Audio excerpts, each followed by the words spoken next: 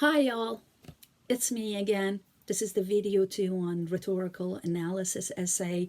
And in the first video, we talked about the meanings of the words. We talked about what the word argue means in academia, which is really important because I have asked so many students in the first place what they mean by argue, and definitely they have said that means an angry discussion, a debate, a hot and fiery discussion about something. Sometimes people get angry, they get into arguments, and definitely not in academia. Argue, the verb argue in academia means pointing your finger at a problem, offering a solution to it. And then in rhetorical analysis, somebody is arguing and they are persuading their audience to be in the same line of thought with them. How do people persuade other people to be in the same line of thought with them? By using rhetorical appeals of ethos, pathos, and logos. And some of you have given me the definitions. Thank you so much. I'm going to go deeper and I'm going to teach you how you can use them in order to study anything, any text, visual or written or anything, auditory, anything that you have in hand and you want to do a rhetorical analysis of. Okay, now, guys, ethos. Yes, you are right. It means credibility. But what kind of credibility? Personal, professional, and also educational credibility. So what do I mean by that? Okay, I mean by educational, you know what I mean, the author's authority, who the author is. Is he a famous writer? Does he have any university background? Is it Shakespeare?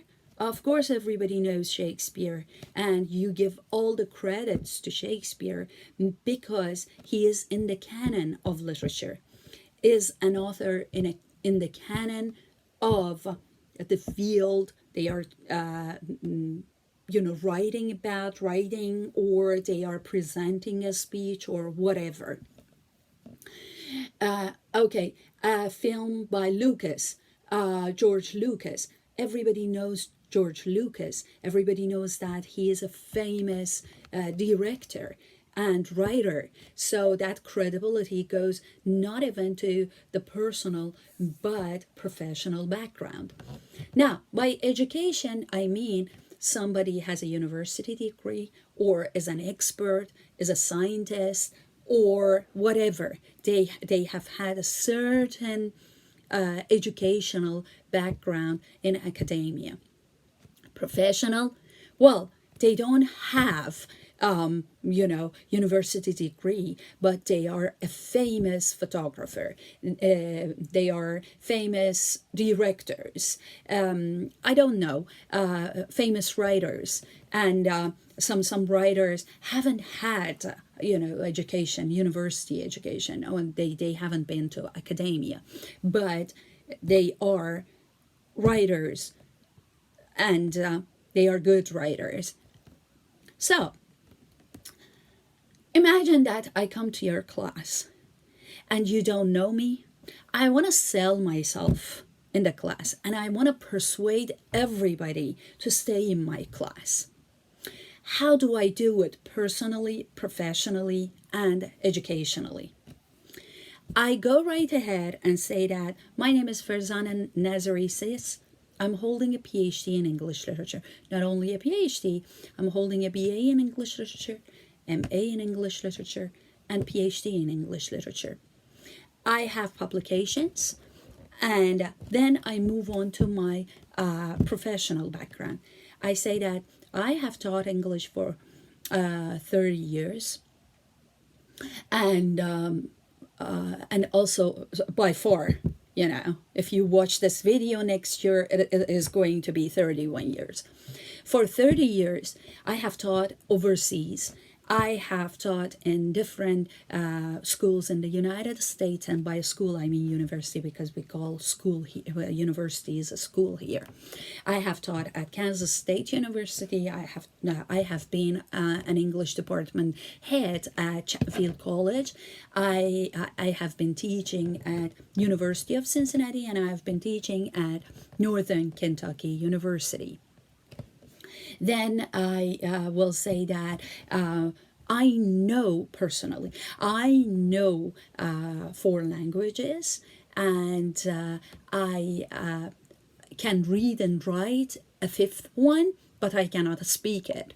So by far, I think that every student would say, okay, now she's holding a PhD in the field, she has publications, she has experience, and I want to stay in this class. I want to see what will happen. And then I start saying that I'm a polyglot, and the accent you see here is because I know more than 1 language, which is English. And guess what? I'm not even a native English speaker, but I have been teaching the native speakers for over 10 years. How about that? And I think by far I have established my credibility as a professor of this class, and that goes to my ethos or credibility. Then also, if I mention what universities I have taught, what publications I have, I refer to certain things. I tell them that, listen, I don't say that I'm perfect, but I'll do my best for you to help you succeed in this class. I'm just gaining their trust by now. And I will tell them I'm not a hard teacher, but I'm a very hard-working teacher, meaning that I'm not going to leave you alone and you're not going to suffer all by yourselves. I'm not saying that I'm going to write your papers or essays, but I'm going to be there with you step by step, guiding you in order to achieve our goal, which is writing academic essays. By far, personal, not only I have established my credibility as a professor, but I'm gaining their trust because I'm giving my references. Then I start saying, I have been rated a 5-star professor by my students at ratemyprofessor.com. You can go see. I'm establishing personal, academic, and professional background, and also gaining their trust that people like you have rated me a good professor. I'm not speaking just in the air, bragging about my qualifications, but you can go and experience it by yourselves.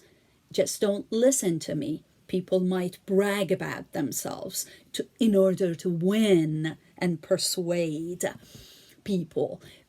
But you can go and see it with your own eyes that, yes, I am the kind of professor you are looking for.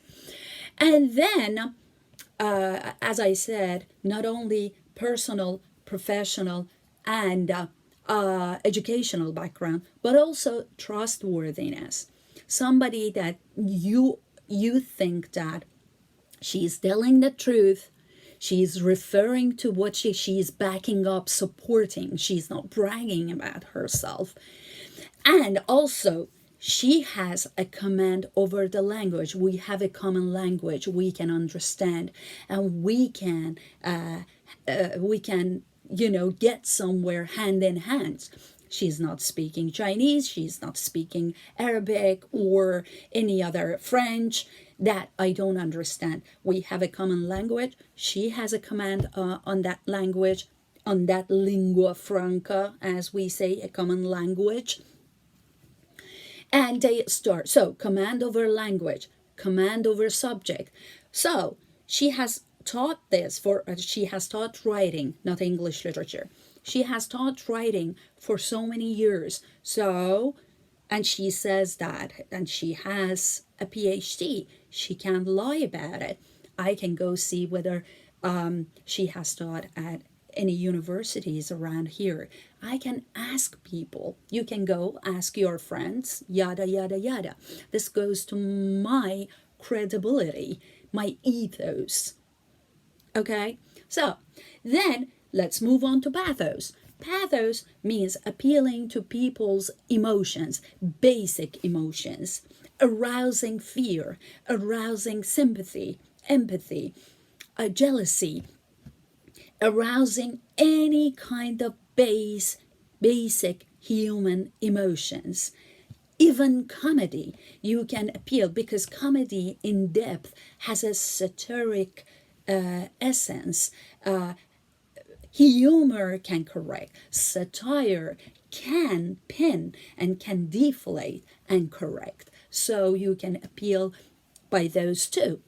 Okay, now, for example, as soon as I get into my class, I say that, well, this is my credibility, yada, yada, yada, as I mentioned before. Then I say that I have a philosophy. I'm going to teach you and treat you the way I expect teachers teach and treat my son. I appeal to their emotions. First and foremost, I establish a bond with them, that I'm here. I'm not your birth mother, but I'm your academic mother. I won't hurt you. I won't treat you badly, inappropriately. I have your back. I'm here to support you. The way I want other people, other teachers, treat and teach my son. So by far, we have established, I have gained their sympathy. I'm a mother. I have a son. I understand you. You are my kids, but academic kids. So that is appealing to, making them sympathize with me. Okay, now she's not going to hurt me. She's not going to disrespect or disregard me. She is respectful. She's going to teach me respectfully. There is going to be mutual respect, and done. Then what I say, let's move on to logos. I tell them logos is not just information, it's not fact. It is facts, figures, numbers, statistics, and researches, references to other researches when you are speaking, to other studies, but also a logical argument. What is a logical argument? I told you that is an argument. A logical argument is that when you are speaking, when you are writing, you start by pointing out to a problem, to something, and offering solutions to it. That is called a logical argument. A logical argument is not without an introduction or leading to nowhere. You set up your introduction, you have a claim, you support your claim either by your credibility, by information and references to other citations, references, and you know what I mean, and also by facts, figures, other studies, and everything. And finally, finishing it with a final thought, with wrapping up, and also with telling people that I have done this, you can do further. That is called a logical argument. Who can just go ahead and say no to you? Even if they say no to you, they will refute you. They refute you with respect. Okay, so that is what we call ethos, pathos, logos. Ethos, credibility, trust, command over what you are doing, your subject, your language, making people know that you are telling the truth because you can support yourself with those. Second, it is pathos, or appealing to basic human emotions. And third, it is logos, facts, figures, tables, information, studies, researches, and also a logical argument by pointing out to a problem and offering a solution to it, or by setting up a well organized beginning. In the beginning, you are making a claim, supporting your claim in any way possible, and then ending it strongly. So, for next time, I'm going to put in the comments a video that I'm teaching my students this semester, and I have asked them to write to write an essay, rhetorical analysis essay on it. And if you wish, if you can do that, and if you have time, you can go ahead, do that, and we can discuss here. Thank you very much, and bye all.